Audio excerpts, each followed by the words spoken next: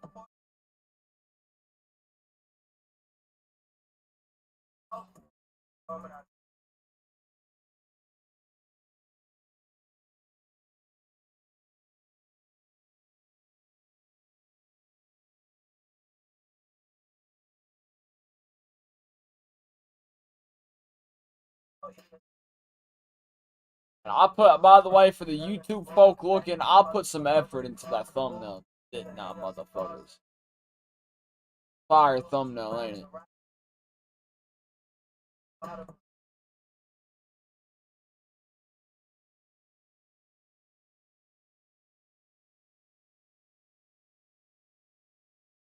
It's one of my best thumbnails.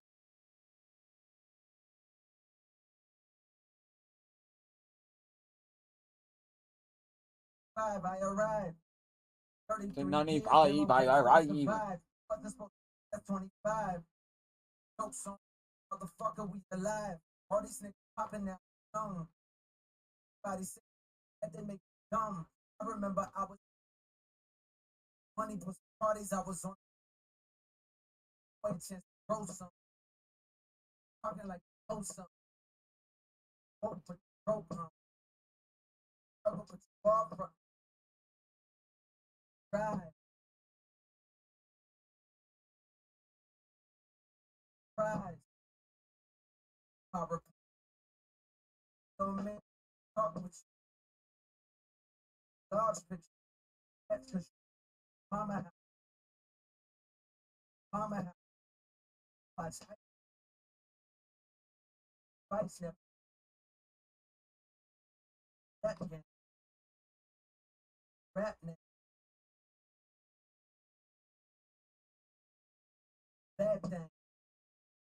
Person with That's not even that insane. but for mind segue. Let's say let's say let us see that man.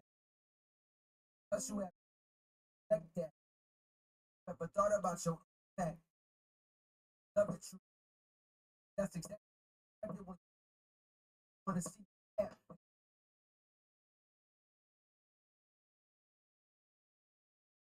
Gotta keep it from not turning up. No. Better sit for the crypto that break. You know you never knew.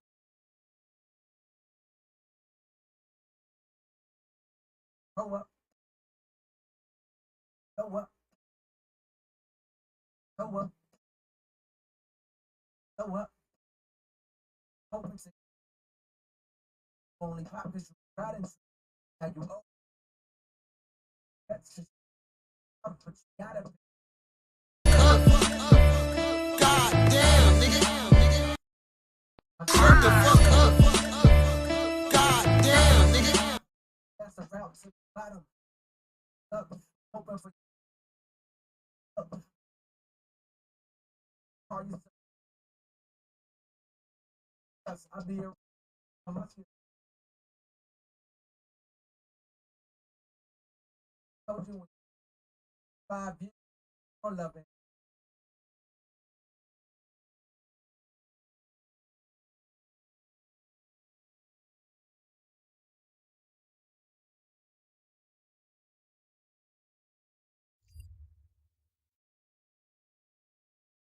really plan a stream all too much ahead besides FOAMSTARS and EPD.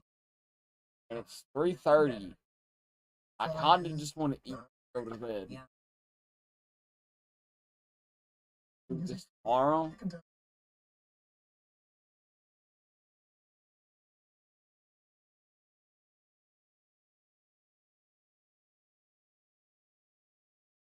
That's what I'm gonna do. I'm gonna eat me some French froodles, and then we're gonna go to bed.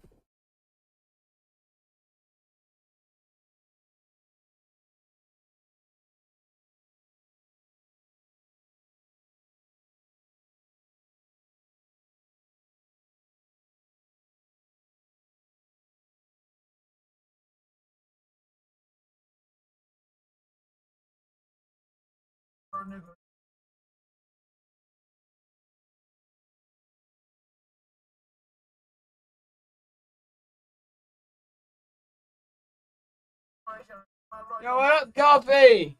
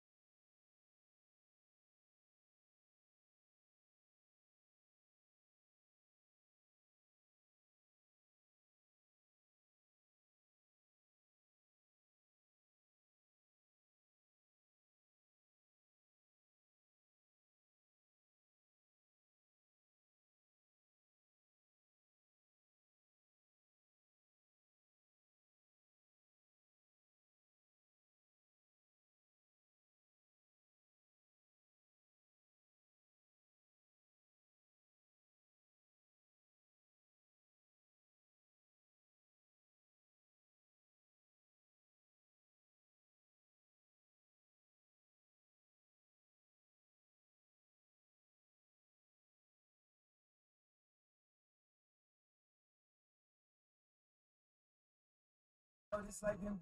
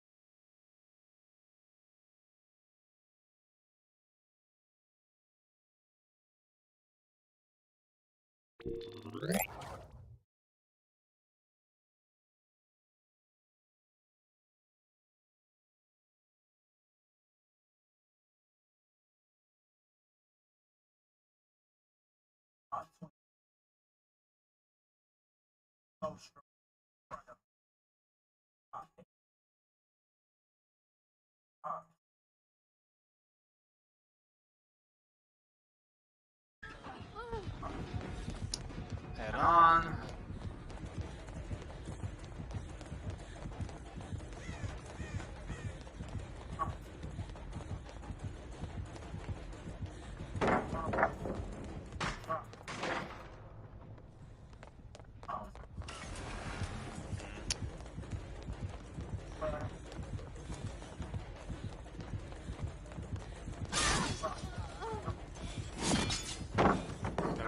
That was almost very bad play for me. And nobody's getting teammate. Well, very, very, very unfortunate.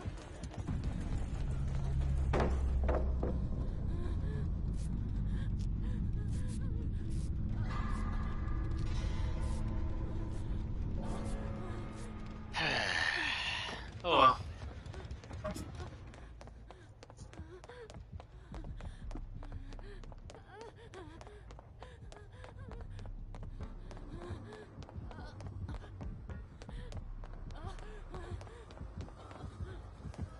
She's still back there.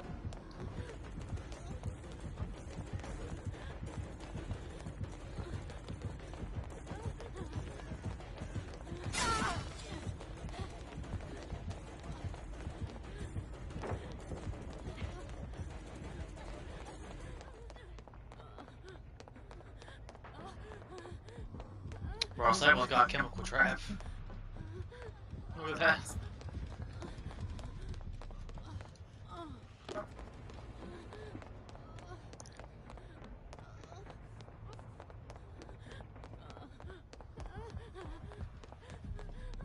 Where's the Gene Davis on, man?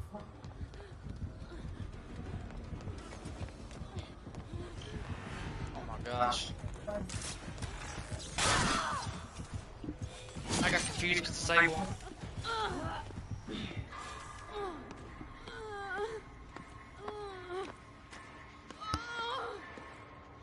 This Hex is doing, trying to work for it.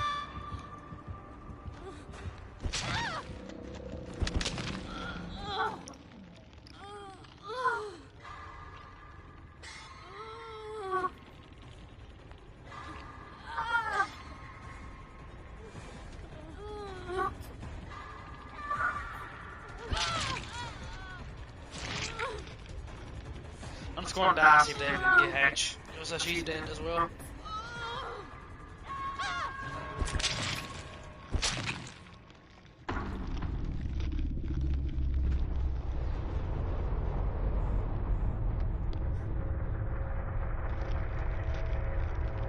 Hopefully he gets it.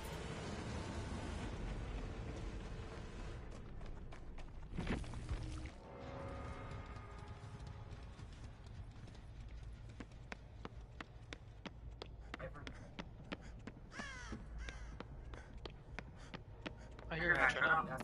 Nice. I got it, GG.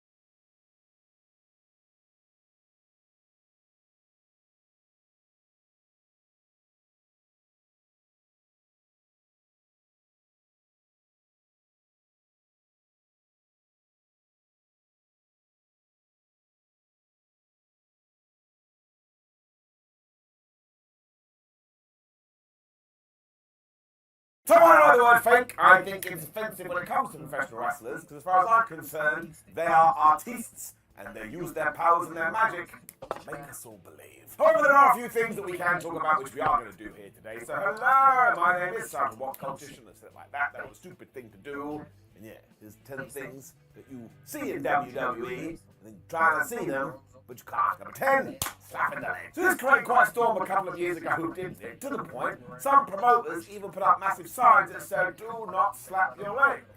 Don't see why. I like a good leg slap. The problem is, when someone informs you, well, you're always going to see it. When it comes to me, though, whatever is going to make professional wrestling more fun is something I will advocate for. But yeah, it's like I just say. Somebody did tell me about this a few years ago. That was it, I was damned. It's also being done in every single wrestling promotion there is. And look, once again, I think this ties into the art form. If you are going to give somebody a kick their super, and you are going to whack your thigh, well, it's up to you to try and make sure that nobody else sees. And even if they do, we're all in on the game now. Just sit there, smile, make a bunch of noise, and trust me, you'll feel better in your tum-tum. You always wondered why. How the hell did that sound so loud? Now you know. Number 9, gimmicking the cage. So this is just WWE overthinking things, really. They do have a show every single week. You've got to do something. Because the whole point of the Hell in a Cell is to trap 2 people within that cage, because they're coming to an end of the feud and they need to kill each other. But one of these hombres keeps running away, so now it's like, listen, you need to stay there so somebody else can kick your ass. The thing is, though, as we have moved forward, our creative juices get going. One day someone was like, well, what if they were able to escape the building?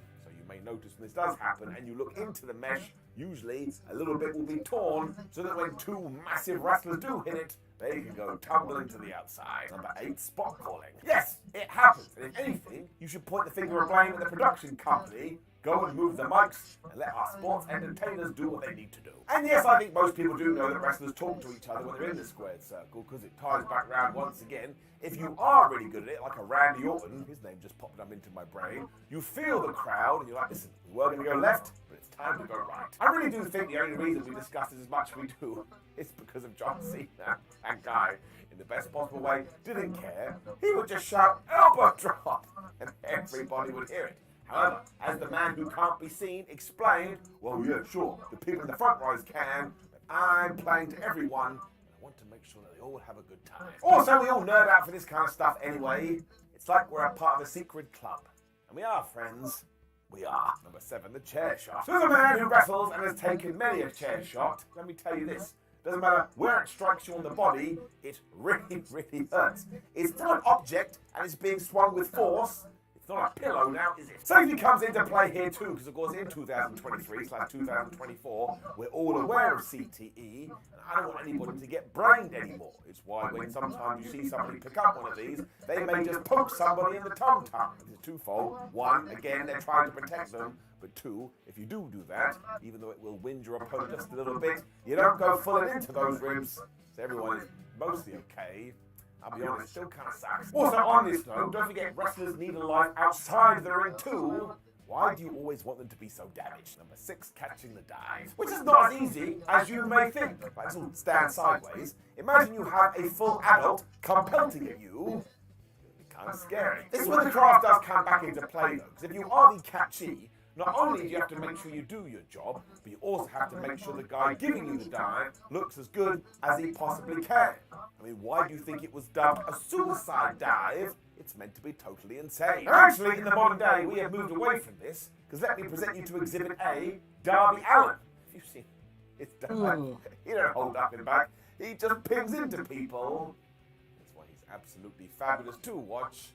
So once again, just never know what he's going to do. Number 5, the tombstone. Speaking of which, my word, the tombstone. Now, we have seen this go wrong over the years, maybe most famously at the 1997 SummerSlam, when Owen Hart gave a proper tombstone piledriver to Steve Austin, and it broke his neck and ultimately shortened his career. This is why it should take around about 78 years to set this damn thing up. We'll take The Undertaker, because again, we all recognize that to be his move. And when he is hugging the person, he is making sure that their face and their head is nestled within the thighs, so when he drops down to the damn floor, he doesn't spike him and do who knows what. So again, I've been tombstone. It's never a particularly fun ride, and once again, it's terrifying. But it is a maneuver that people have to master, So stop walking out into your back garden and trying to do it to your mate. I could be your dad and tell you this. It's not going to go well before the slam. Right, I'm just putting it in here because we don't respect it enough. I know wrestling has evolved and now we're seeing 450 flippy dippy doodahs. So nobody looks back and sees the slam for what it is. But it is a damn good move and deserves more respect. I don't want to draw back the curtain too much though, although I've heard wrestlers talk about this on many a podcast. Basically, when you go to grab the other person and pick them up, they will take their hand and they will post off your leg, so you don't have to use all of your strength. That doesn't mean you can be a weakling though. You still have to have some power to you, otherwise you're going to drop them on the floor. So basically, do not just roll your eyes when you do see this. Sit back and once again, give everybody a round of applause as you see wonderful sports entertainment happening in front of your eyes. Number 3, the blade job. So yeah, tying back into my last comment, I've heard Steve Austin and Bret Hart talk about this on Steve Austin's podcast, so it feels like it's fair game, and it's always the thing that you tell non-wrestling fans, they're like, that's not true. But it is. Because of course, if you want to bleed in a wrestling match, you can't do it the hard way, even though some people do, because that is way too dangerous. So instead, a razor blade is brought into the mix, and people just nick their heads, and out comes the red stuff. Now, WWE doesn't allow for this anymore, although they didn't really in the past either. And in that WrestleMania 13 match, Bret and Steve had to sneak around and not tell anybody, and it was actually Hart who did the job when it came to Austin, because he'd never really done it before, and he trusted in the hitman's experience. The best way to think about it is when you cut yourself shaving. Hurts a little bit, but then you get over it. Well, when you do it then, you don't look like an actual badass. Number 2, stopping the boot. And on the flip side of that, everyone knows about this, even my damn mum. I don't get why it's become such a big deal in later years. I mean, people really get on the case here. Because once again, we bring in Bret Hart to this. He may have been the best ever at doing it because he was trying to punch and he would stamp his foot. And when it all came together, you're like, hot damn, man. I can't see through that at all. It also sounds great, which allows you to buy in more. I don't want to double back around to this, but we are watching some artists let them paint. It also allows you to throw everything into this because you can put a lot of force onto that foot that's going into the floor. So I love a good stomp when people punch. Yes, I know, a lot of people don't agree, but welcome to my life. Number 1, reading the script. So we're definitely moving away from this as a hard and fast rule, but yes, there was a time, if you were backstage in WWE and you were about to go to the ring to cut a promo, somebody would hand you a script and say, listen, you've got about 25 minutes to learn that, so you better do it now. But let's not forget about this wrestler too, because not only do they have to remember a match, they then have to remember word for word what is written on a piece of paper. Now, as I've already told you, thankfully we are moving away from this now. Ain't nobody running up to a CM Punk or Chris Jericho or Roman Reigns saying, we think you should say this. They would look at you and go, no. I actually think it's a good system though, because when you do get somebody brand new, if they are a little bit nervous, you can write them a script. When someone clearly shows they have an aptitude for this, you say, well, let's just do bullet points instead. We need you to hit X, Y, and Z. That's the same as any other job. Why should it be the same here? So I really do think it's far better these days in WWE, and long may it continue. This is a weird comparison. I think it's one of the things that helped Drew McIntyre with his heel turn. When he was spitting fire, I believed every single word he said. That's because it was coming from Drew's tum-tum. What? Now, if you did enjoy that, please hit the video on the screen right now, which is 10 fascinating backstage facts about Roman Reigns. I mean, I mentioned him about 32 times. You may as well go educate yourself about the tribal chief. Also, thank you very much. Subscribe, like the video, comment. See you soon. He's always everywhere.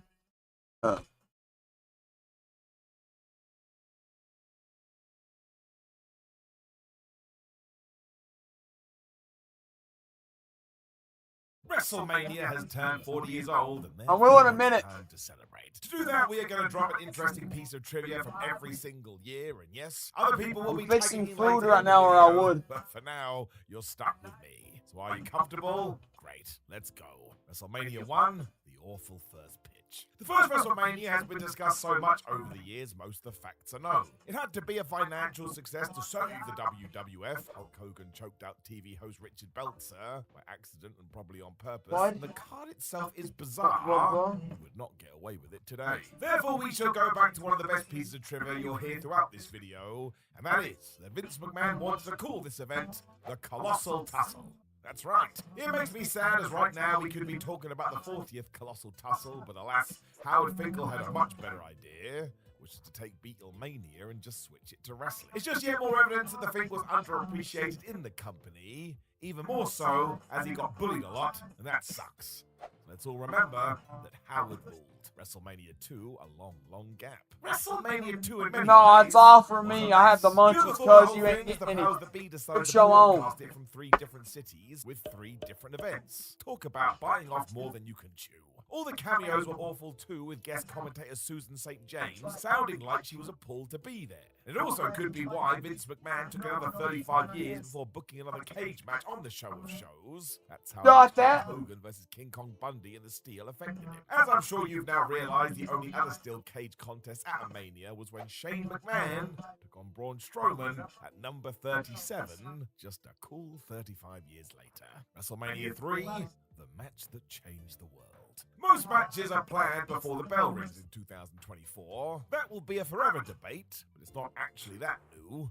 Randy Savage was doing this back in the 80s. In fact, he would hand huge scripts to his opponents that went through the whole contest and expect them to memorize it. Would even ask people to call out random spots throughout the day.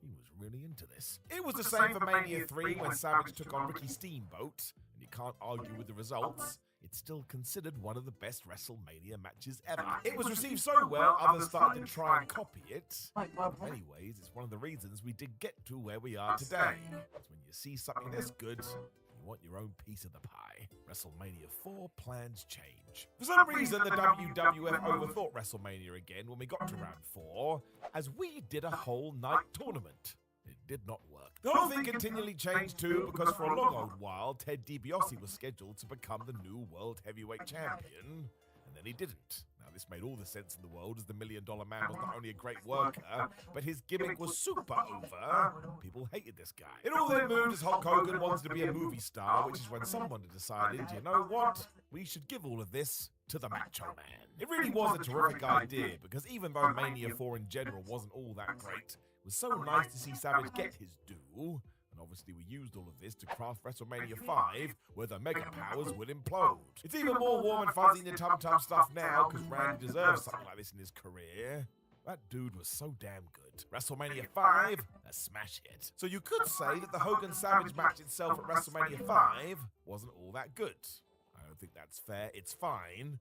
The build was just better. You can also make the claim that the fans in the arena that night weren't the hardest of wrestling supporters just due to the nature of the building. But let's not pretend this act didn't hit home. The show overall did 767,000 buys on pay-per-view, which is massive. Just to give you some context, it wouldn't be until 1999 until the WWE surpassed this. So yeah, people cared. And sure, the business as a whole was arguably healthier back then, but still. Facts are facts.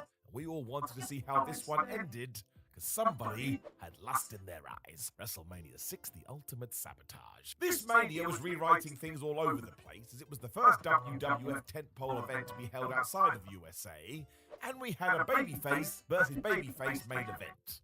Nobody thought that could work. The truth was, Hulk Hogan and the Ultimate Warrior were so over, it was always going to get the fans fired up, and it also meant we could pass the torch. Time to greenlight the era of the Warrior. And then somebody went nope. As we would learn, the drop-by rate was actually telling a bigger story, because as popular as the Ultimate one was, something just wasn't going to click. Didn't help that Hogan caused shenanigans afterwards. He himself has admitted he deliberately made sure it was him who passed the world title to his rival, so that when Hulk left the building, everybody would be looking at him. Cheers, dude. Even with all that, though, this wasn't the first time Hogan had pulled something like this, as we saw with the Macho Man. Randy Savage totally flew, so for whatever reason, it just wasn't the right position for the real-life Jim Hellwig. We also should point out that Hulk did kick out at 3.1 to show that he wasn't really beat, however. I mean, all of this is so ridiculous. WrestleMania 7? Surely not. So we do have to take this with a pinch of salt. Bruce Pritchard on his podcast does seem to embellish the truth here and there, because a good story is more important. Or at least it feels that way. If we do give him the benefit of the doubt, though, apparently Hogan's opponent at Mania 7 was going to be none other than the Tugboat. That's right. What? The story was going to be the same too, with old Tuggers being the Iraqi sympathizer, so it still would have been terrible, especially as the other rumor was that we were going to call him Sheik Tugboat. I mean, what on earth is happening? Out of context too, it just sounds like a ship that hates America. So I suppose in many ways, at least this would have been funny. Let's face it, when it came to the Sergeant Slaughter stuff, that was just embarrassingly bad. WrestleMania 8, Bret fools everyone. We all know that Bret Hart took his in-ring work very seriously, and it's why his matches hold up today. They're just great. He was so good at this too, he could even fool Vince McMahon as he did at WrestleMania 8, when he bladed to get some blood while facing one Roddy Piper. The Brit stuff was a big no-no in the 90s, as Ric Flair found out when he faced Randy Savage. McMahon knew that he had run the blade, and he got fined. Because Hart was such a pro, though, he was able to convince the boss this was hard-way blood, and that he didn't mean it. None of that was actually true. Of course, Bret took this as a huge pat on the back, because there was that period in time when him and the Nature Boy fell out over who the better talent was. At least in this moment, the Hitman could give himself an extra point. But yeah, if you do go back and watch this now, and see all of a sudden Bret Hart pouring with red, well, he knew exactly what he was doing. WrestleMania 9, The Secret of the Eye. People are still debating this today. It's an interesting question. Why was Hulk Hogan's eye all bruised during this event? Some say it was due to another wrestler socking him one, and even that individual was none other than the Macho Man Randy Savage. That's never been totally confirmed, so I would take it with a pinch of salt. The give and tell is that Hulk was mucking around on a jet ski before the biggest show of the year, and after he had a nasty accident, he smashed himself in the face. And the real problem is that this story comes from Hogan himself, and we know how trustworthy that guy is. He still thinks Andre the Giant weighed 750 pounds, and that he wasn't actually ever going to go up for the slam. Sure, Hogan, sure. If you do want to get into some Google territory, though, you will get absolutely lost in this, and all of a sudden you will be reading about Hulk Hogan's wife, and none other than Miss Elizabeth. So if I were you, I wouldn't do this. It will steal your day away. WrestleMania 10, a genius idea. The ending of the 10th WrestleMania is excellent. Bret Hart finally defeats Yokozuna to win the WWF title as the locker room empties to wish him well. It really is the sight to see. While some were quick to praise management for this cool too, it actually came from the mind of somebody else who's already come up in this list a lot. Was Randy Savage. The Macho Man had seen how ridiculous the situation was at WrestleMania 9 when Hogan had just won the title from nowhere, so why not do a 180 a year later, highlight the Hitman as the talk of the town. This of course ties into those rumours that Savage and Hulk were always trying to get one over each other. When it comes to situations like this, it was definitely the right move. It felt like a true we have a brand new moment guy, and it still kind of went wrong. It was Bret's fault. Mid-90s in WWE was just really, really strange. Thanks, Simon. Be it arenas or specific title victories, or merely the ceremony around the passing of another decade, the first, 10th, 20th, and 30th WrestleManias have all had a certain flavour about them that luxuriates in the tradition, pageantry, and undeniable magic the Show of Shows has the power to offer up. But what lingers under the surface of the shows in between, and more specifically Manias 11 to 20. They can't all be special, right? They can all, however, have interesting stories and tales attached. And here are just a few more of them. WrestleMania 11, an ultra-rare WrestleMania production gaffe. Times were hard in 1995. Amidst a product that fans were abandoning in droves, and stories of the water coolers being removed from Titan Tower to save money, WWE had never been as commercially or critically reviled as they were 11 years on from the first WrestleMania.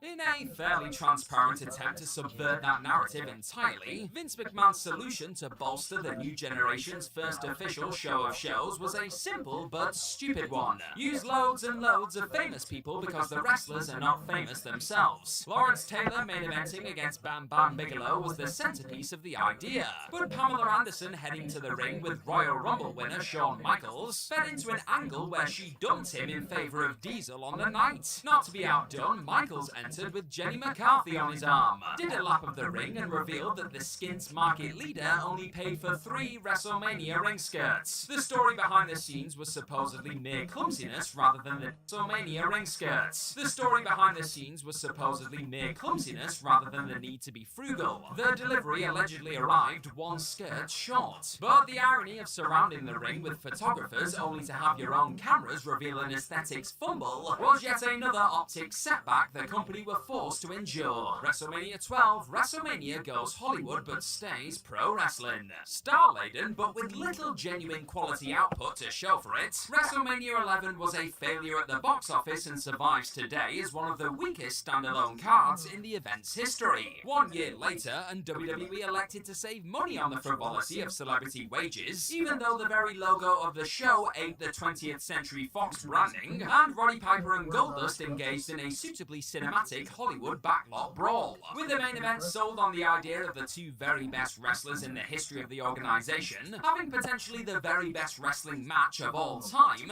enormously high expectations that fell enormously short, and a budget that didn't exactly stretch beyond paying the wrestlers and keeping the lights on, the company made the 12th iteration of the show the first not to feature any guests from outside of the industry. They probably wouldn't have made a massive difference to the buy rate, such was the down cycle WWE's business was still mostly in, but the approach reflected an output that had never felt quite as culturally irrelevant. Things were quite bad, but had to get worse before they got much, much better. WrestleMania 13, best of all time, worst of all time. No, that's not a cruel takedown of the disparity in quality between the two advertised big singles matches on the WrestleMania card, though one could be forgiven that Psycho Sid's alleged mid-match accidental defecation was a dirty protest, having had to live through the stinker he was having with The Undertaker. The WWE Championship match wasn't much to write home about at all, but mostly because it didn't stand a chance of living up to the standards set by Stone Cold Steve Austin and Bret Hart. Entire articles about that match exist on WhatCulture.com,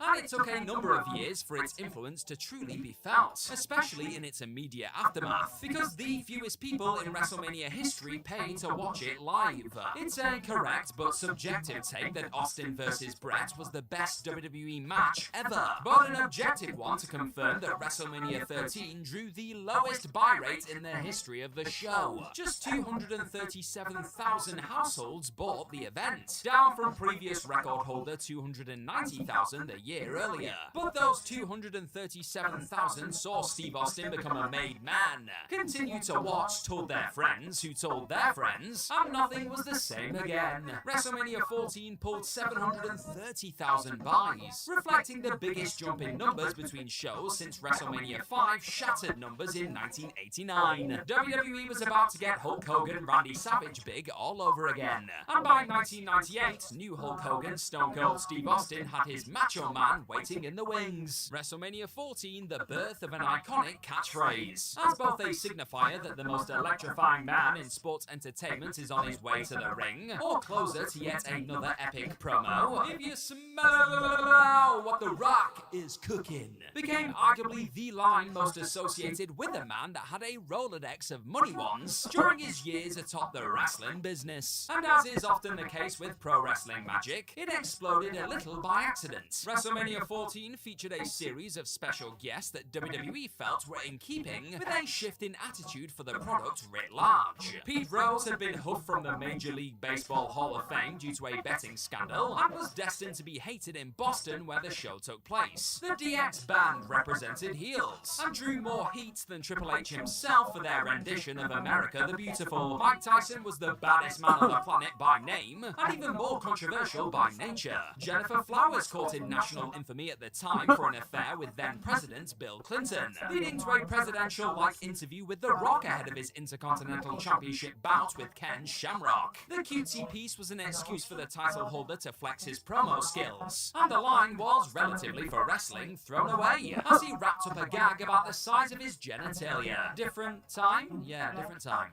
WrestleMania 15, Vince Russo's Mick Foley main event story. Take all of this with a pinch of Russo, but much of the television output at the time made it clear that Mick Foley wanted desperately to be in the WrestleMania main event, and various bits of his autobiography back it up too. The specifics, per the former WWE and WCW head writer, involve a janky game played by Shawn Michaels involving Stone Cold Steve Austin, and perhaps tellingly, not The Rock. Russo claims he pitched the idea of Mankind being added to the WrestleMania 15 main event to Vince McMahon, making it a triple threat with The Rock and Stone Cold Steve Austin. Such was the backing for Foley after his late 1998, early 1999 series with The Great One. The pitch got greenlit and Russo took the good news to Foley. He then claims he saw Shawn Michaels saying something to Steve Austin in a moment of assumed privacy, and the rattlesnake Snake not that coincidentally dropping into a meeting with Russo, McMahon, and others to push for a shift back to a singles bout. Russo was then given the bad news to pass on, forcing both to suffer the damage of McMahon's infamous whims and the moves made by two political heavyweights. He got a cameo as a guest referee in the end, in something that scanned as much as a compromise then as it does now. WrestleMania 16, 4 years later, one man remains. Despite things in wrestling often feeling as though they've never moved faster, things are positively glacial in the 2020s compared to how they shifted in the mid-1990s. When the industry got red hot on both sides, talent switched sides and switched gimmicks with such regularity that they stood to feel ancient if they did the same thing for longer than a year. Quote-unquote X-Pac Heat was a brutal takedown of one of the industry's very best in-ring performers for committing the crime of portraying the same gimmick for a couple of years. As if it now doesn't take that long just to get a decent push in the first place. 4 years was a lifetime, and it felt like that when 2000's WrestleMania 16 returned to the venue that hosted WrestleMania 12 in 1996. So much so that the card headlined by Bret Hart and Shawn Michaels featured only one wrestler who made it to the next show. It was Doghouse to Penthouse stuff from Triple H, who was elevated from losing a squash against the Ultimate Warrior to headlining and winning the main event as a heel world champion. That's how you play the game, I guess. WrestleMania X7, the WCW wrestlers were supposed to help Shane McMahon. The writing was on the wall and the screen for how well the 2001 WCW invasion was likely to go. As soon as the old Nitro graphic flashed up and the cameras panned way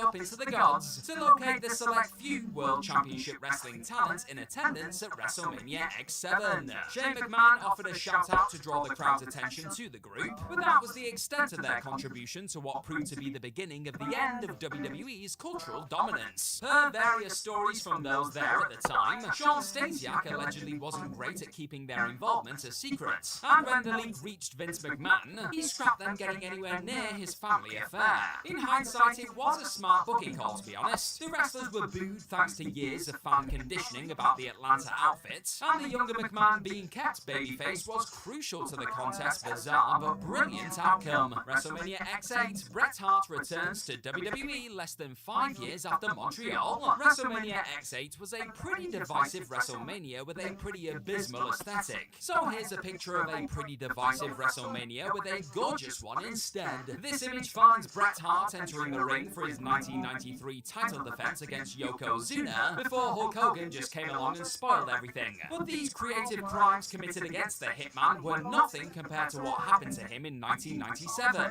And you know exactly what happened, I'm not going to go into it anymore. And though it took until 2006 for the two sides to mend fences, and 2010 for Hart to appear on WWE television, one of the wildest stories to emerge from 2002's Show of Shows was that the excellence of execution was wanted as a referee. He noted, of course, and that was probably for the best. Vince McMahon's creative juices had stopped flowing by 2002, and despite the event taking place in Canada, Hart's planned placement in the main event, with one of the architects, Triple H, as the babyface and fellow Canadian Chris Jericho as the heel, wouldn't have worked in the slightest. Good call, Hitman, good call. WrestleMania 19, the insane trivia note about Brock Lesnar's road to WrestleMania. At WrestleMania 19, Brock Lesnar could have ended his career and then some, when the first main roster airing of his fabled shooting star press went horribly wrong. It became the defining moment of his main event against Kurt Angle, obscuring any and all stories about what the next big thing was up to. In this case, he was working past and future WrestleMania headliners in back-to-back collector's items.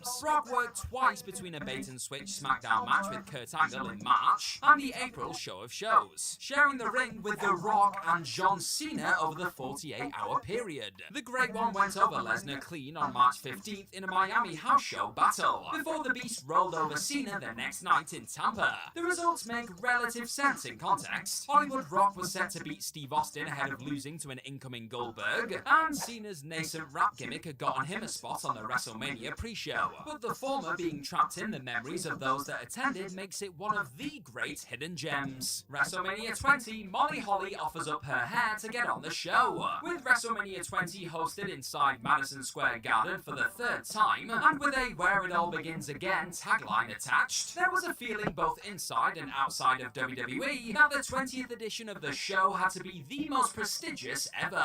Not that the card wasn't free of filler, but the need to get get everybody on the show often didn't extend to the women's division, and Molly Holly knew this all too well. The prior two WrestleManias had featured one women's match, despite the re-establishing of the division in 2002, and Holly didn't manage to get into either of them. At the third time of asking, though, she cracked the code. Give up her hair. The 20th edition had a Playboy-sponsored women's match on the card, but Holly sold the sight of her being shaved bald to get at least one legitimately competitive offering on the show. Vince McMahon bought it because of course he did, and the women earned fourth from top billing below The Undertaker's return against Kane, and the two WWE/World title scraps. Going bald is money, folks, trust me. Cheers, Gareth. Now, unless your name is Michael Hamflett, we all take breaks from watching wrestling nowadays, and the early noughties was where I took mine. I'd become a teenager, and suddenly I thought I was too cool for wrestling. This guy, too cool for wrestling, too cool for anything, come on. But as the saying goes, dread it, run from it, you'll all come crawling back to the Fed eventually. And that's what I did in the run-up to Mania 21. So allow me to take you on the roller coaster ride we all went on. That was WrestleMania 21 all the way to WrestleMania 30. WrestleMania 21, a legend's favourite match. At WrestleMania 21, Kurt Angle defeated Shawn Michaels in a true classic that, to this day, remains one of the very best matches held under the WrestleMania banner. Between the build and the match, fans were treated to the very best of Angle's astonishing range as an all-rounder. The finish was iconic too. A perfect example of the old one guy goes over, the other guy gets over mantra. By withstanding the ankle lock for an excruciating amount of time, Michaels went out like a badass. In a really cool trivia note too, it was the unexpected choice of a legend's favourite match. No less an authority than Bobby Heenan, who wasn't involved in wrestling at the time and had been mentally checked out for years in WCW, believed it was the greatest in-ring spectacle he'd ever seen. Hard to argue with him, isn't it? WrestleMania 22, the end of an era. In what is a strange historical irony in retrospect, WrestleMania 22 went big for its theme. Big time was the tagline in the show, and just in case you missed how big it was, Big Show opened, tagging with Kane against Carlito and Chris Masters, and WWE selected Peter Gabriel's 1986 hit, Big Time, just to drive the point home. It was an odd choice, welcome but odd. WWE and the noughties opted for butt rock, and later a pop hit penned at the time to make its flagship show feel modern and fashionable. Despite the tagline, though, WrestleMania 22 was smaller than every single WrestleMania that followed. Held at the All-State Arena in Chicago, it was the last Mania event to this day, WrestleMania 36 hardly counts, not to take place in a stadium. From 2007 onwards, a huge cavernous stadium was the backdrop, and you'd expect that record to persist for many years yet. WWE would have to botch things very badly to be forced back into a mere arena at this stage. WrestleMania 23. We were spared the worst match of all time. At WrestleMania 23, in an attraction that was a riot at the time but has dated about as horrendously as any other, Bobby Lashley, representing Donald Trump, defeated Umaga, representing Vince McMahon, in the Battle of the Billionaires. Nobody remembers the match itself, but it was probably quite a fun hoss fight, swarming with ridiculous carny nonsense. It was all, though, incidental to the finish you paid for. So while it was hardly important between the ropes, it was also almost the worst match of all time. When WWE first kicked this idea around, they toyed with running Hulk Hogan versus The Big Show to blend in a WrestleMania 3 20th anniversary element. That was presumably scrapped since WWE doesn't understand how anniversaries work. The discussions never advanced beyond a certain point. Hogan and Vince had one of their trademark fallouts around this time, but they lasted long enough for WWE to consider the Great Khali as his opponent. Christ almighty, a completely immobile man versus Khali. It really doesn't bear thinking about. WrestleMania 24. Ric Flair was a rare good sport. Ric Flair craves the spotlight like an infant craves milk. You might be surprised then to learn that Ric Flair, per Brian Alvarez's Figure 4 weekly column penned at the time, turned down the opportunity to headline WrestleMania 24 in his retirement match against Shawn Michaels. The match, of course, was unforgettable. inevitable. Even when it went wrong, that failed bridge-up spot was heartbreaking. It resonated with a near unprecedented level of pathos. Flair, however, knew that the business would need to move on. Hell, he probably knew that he'd still be a part of it and renege on the stip, and told WWE to put a world title match on last instead. As unpleasant as it is to even moderately put the guy over in 2024, this fact really is astonishing. WrestleMania 25. Did you hate the main event? Well, did you? Did you hate the main event of WrestleMania 25? Well, then there's a good chance you aren't alone. I mean, a decade and a half later, based on a small sample size of 113 on Cage Match, Triple H versus Randy Orton currently sits at a paltry 3.6 out of 10.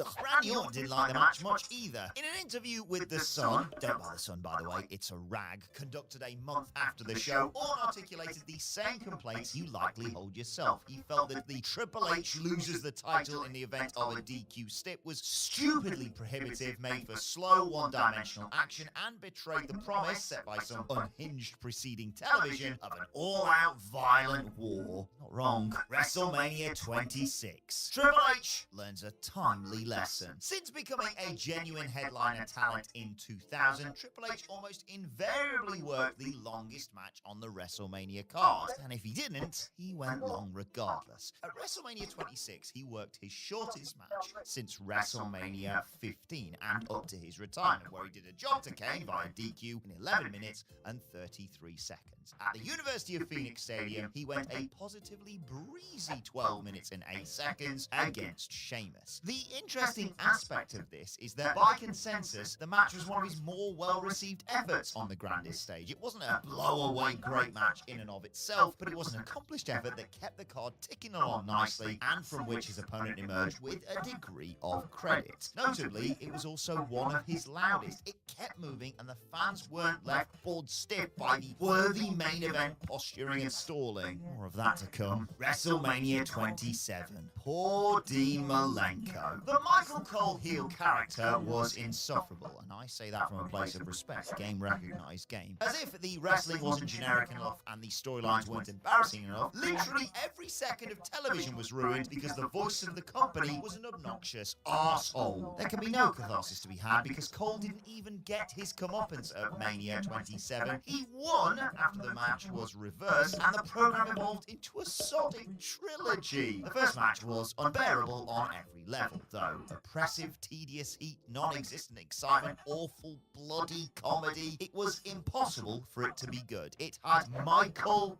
Cole in it. You can barely call a match, much less work one. But in a perversely funny bit of trivia, producer Dean Malenko was put in the doghouse for failing to structure something worthwhile. What the hell was he meant to do with a 14-minute Michael Cole match? It's literally the equivalent of a sous chef getting a telling off for making a bad dish with dog turds. WrestleMania 28. The defense of the indefensible. You'll probably watch the opener of WrestleMania 28 with your mouth agape. The opener of WrestleMania 28, in fact, was the only time it was ever permissible for wrestling fans to say the following word out loud at a wrestling show. What? The best wrestler in the entire system and arguably the world was Daniel Bryan, and he was really, really over too. His yes shtick, a deluded riot of a bit, was really going somewhere even before it was echoed with defiance. A lot of his fans, and they were growing in number, were excited to take in a presumed 15-minute war with Sheamus. I mean, why wouldn't a promoter book a man that talented to excel between the ropes, eh? Well, Bryan lost in 18 seconds, sparking the revolt that arguably altered his WWE career. The match scanned as a typical WWE burial. Bryan, after all, had been lambasted as a vegan nerd and the like, and he'd also committed the cardinal sin of being born small and excelling at his craft before the WWE system. The actual idea was only marginally less stupid. The idea was for Sheamus to emulate Bruno Sammartino's maiden sub-minute WWF title win over for Buddy Rogers. Right, a couple of things about that. Number one, Buddy Rogers had reportedly suffered from heart problems, explaining how short the title loss was, and while this has been disputed, many in wrestling believed it. Brian Noah's direct contrast has more stamina than anyone ever. And number two, what a capital idea it was when a lot of people were tiring of the same old crap Super Cena bit to book Sheamus as an even more dominant classic babyface. It didn't really take, did it, guys? WrestleMania 29. Injuries galore. You'll probably be aware that at WrestleMania 29, The Rock tore every single muscle in his body away from the bone, leaving just a peeled skeleton behind. I mean, at least that's now how he tells it. He was far from the only wrestler to have been in the wars at MetLife Stadium, though. Brock Lesnar was knocked loopy early in his match with Triple H, which might in part explain just how horrendously slow it was. The other explanation? It was a Triple H match at WrestleMania. Triple H, who jobbed for dry ice in his entrance, also hurt his arm in that match, and even the special guest ref Shawn Michaels took a stray and hurt his nose. The Rock, snark aside, got it the worst. He suffered a hernia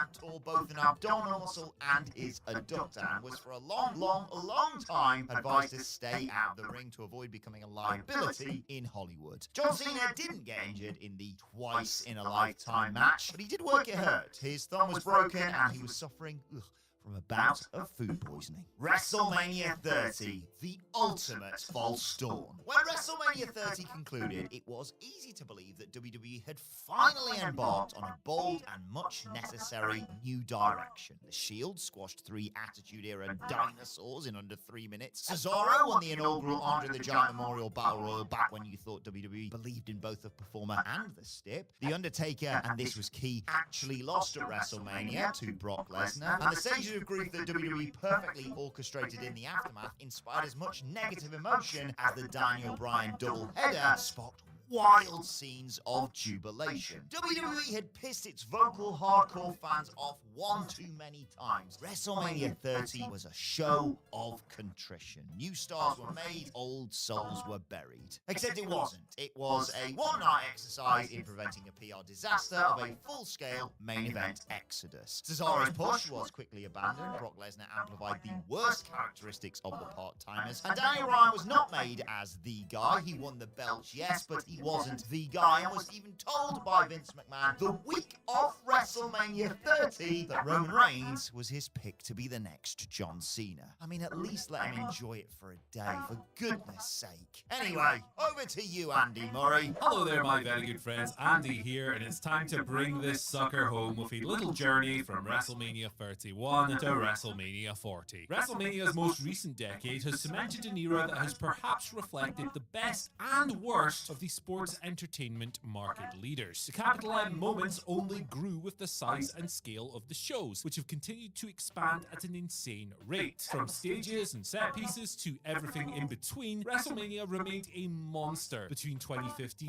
and 2024, ensuring that there is still only one granddaddy of them all. But before we get to that, let's rewind to 2015. WrestleMania 31, a heist in every sense. Seth Rollins pulling the heist of the century at WrestleMania 31 was an atypically shrewd solution to yet another self-created problem by WWE, not least because the supposed top babyface Roman Reigns was getting mercilessly booed against Brock Lesnar, which is a big shame really, because the dirty little secret about that match is that it kind of kicked ass before the cash-in. But despite how well all of this ended up playing out, it wasn't the original plan. In a story corroborated by multiple parties, just about everybody involved in the payoff and the cash-in was only informed of the new finish while WrestleMania was already in progress. To be specific, it was during The Rock and Ronda Rousey showdown with Triple H and Stephanie McMahon barely an hour before the main event that the key players were actually informed of the late change. Only Lesnar, who had just signed a new contract that week, was given an inkling that WWE might be going with Rollins. And go with Rollins they did. WrestleMania 32. Every champion pooled. WrestleMania 32 was preordained as a historic event based on its size and scale. But it looked cursed by its own ambition when, mere weeks before the show, a vast array of wrestlers were either set to miss it completely, or at the very least, compete on the grandest stage in a reduced capacity. But the best way to reflect the scale of the problem is by comparing the champions from exactly 1 year before. None of them made Mania 32. To do that, let's make a list within a list. Number 1. Mania 31's WWE Champion Seth Rollins missed the entire event after getting injured the prior November. Number 2. United States Champion John Cena was just about well enough to perform a surprise run-in on behalf of The Rock, but not much more. Number 3. Intercontinental Champion Daniel Bryan had his tear-soaked farewell from wrestling in February. Number 4. Tag Team Champions Cesaro and Tyson Kidd were goosed by the latter's career-ending neck injury. And number 5. The Divas title was binned at WrestleMania 32, but AJ Lee wouldn't have been with WWE to defend it anyway. The times were changing, as the show the next year also proved. WrestleMania 33, Jeff Hardy's long wait. Mania 33's best moment by a mile was the big return of the Hardy Boys, which capitalized on just how popular Matt and Jeff had become following the innovative broken universe that the pair occupied and performed in TNA and everywhere else in the mid to late 2010s. The Hardys were darlings of the scene to such an extent that mere hours before returning at WrestleMania, they were working a celebrated match with the Young Bucks for Ring of Honor. But returning at Mania was just the start of their celebrations. The Hardys, much to the crowd's surprise and a massive pop, were put in the ladder match for the Raw Tag Team titles and went on to win the whole damn thing. It was simultaneously creative, forward-thinking and nostalgic, but it also binned off one of the most surprising WrestleMania records in the process, because up till that moment, Jeff Hardy had never won at WrestleMania. Beaten in ladder epics at 16 and 17, the Hardys were on the losing end of a 4-way at 18, which marked the last Mania that Jeff worked until 2007. There, he lost that Money in the Bank match and was defeated by Matt at 25 before both of them were out of the company again. The cycle mostly repeated until the Hardys left in 2020 and 2021 respectively, leaving this the one night of glory that Jeff had at WrestleMania. Pretty glorious night though, Bobby Roode would be proud. WrestleMania 34, the influence of New Japan. In April 2018, AEW didn't exist, Impact and Ring of Honor had rarely felt further from the wrestling mainstream, and the seismic all-in hype was yet to kick into overdrive ahead of an industry-changing night in Chicago. So in these respects, WWE's North American monopoly seemed to be in pretty good health, but between major influences to the booking of the card and some notable attendees, the market leader's newest opposition made themselves clearer than ever. New Japan Pro Wrestling was still riding monumental highs at home, and the influence was growing. Former New Japan star Shinsuke Nakamura's Royal Rumble win set up a Wrestle Kingdom rematch with AJ Styles. This didn't quite live up to expectations, but it also drew the attention of a bunch of friends and former colleagues in Hiroshi Tanahashi, Kazuchika Okada, Minoru Suzuki, Tomohiro Ishii,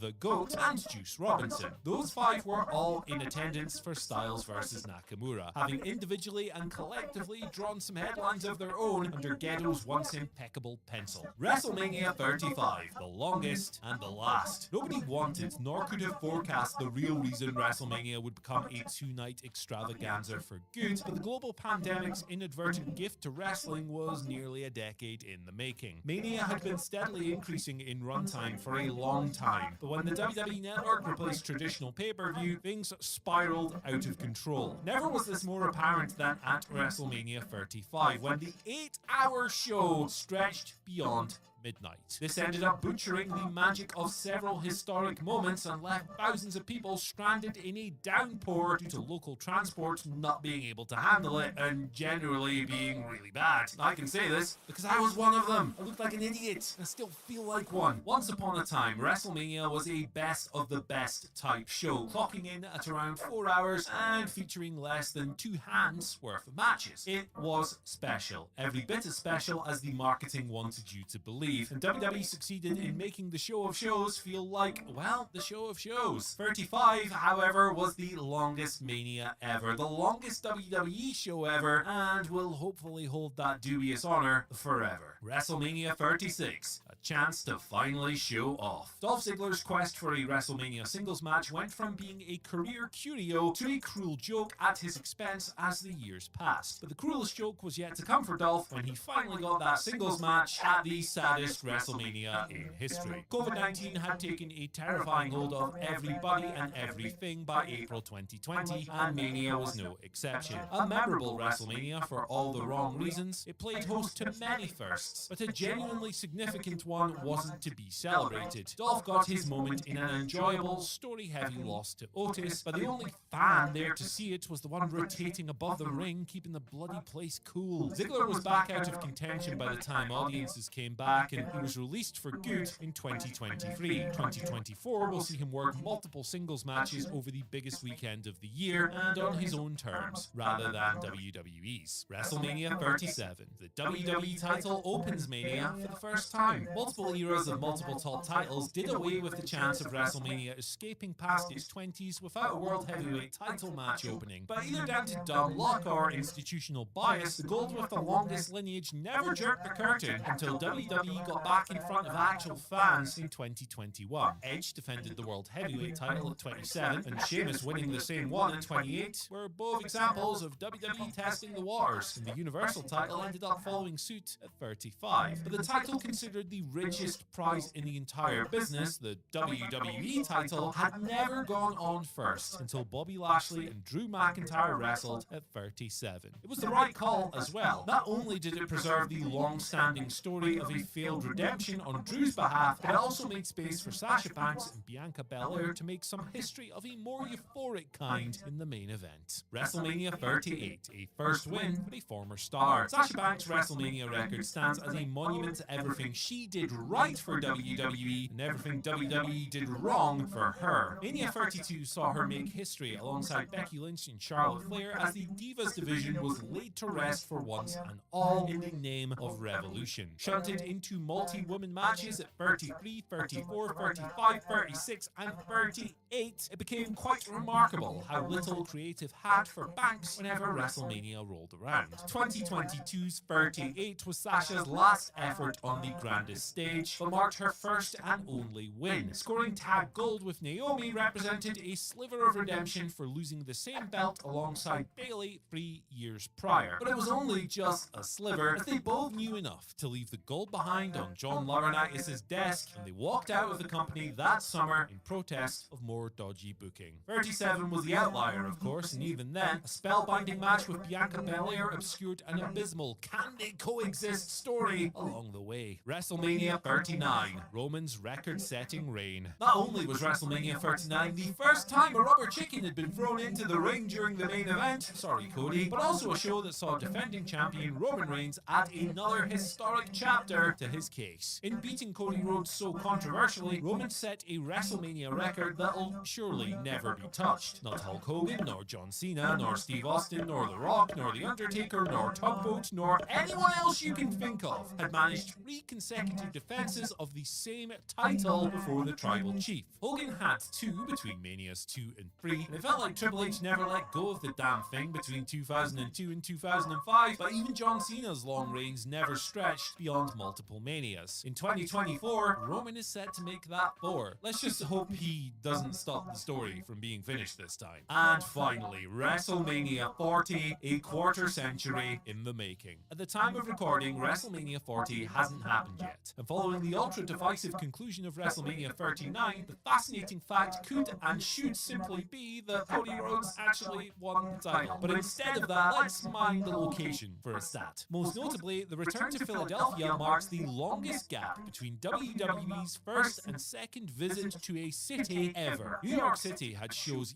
years apart in the 80s, 90s and 2000s, and Detroit had to wait 20 years for WrestleMania to be all grown up enough to return. And there was also an 18-year gap between WrestleMania going Hollywood. That was 21 to 39. But nothing touches the weight that Philadelphia has had to endure before Mania 40. A quarter of a century, 25 years passed between Vince Russo's angle-heavy WrestleMania 15 and Triple H's story-driven 40. Triple H himself turned heel in 1999. Can he atone and finally crown a top babyface once and for all when Cody Rhodes wrestles Roman Reigns? If not, it'll be yet another story to finish. I've been Andy, thank you for joining us through this voyage of every single WrestleMania, and I'll see you later.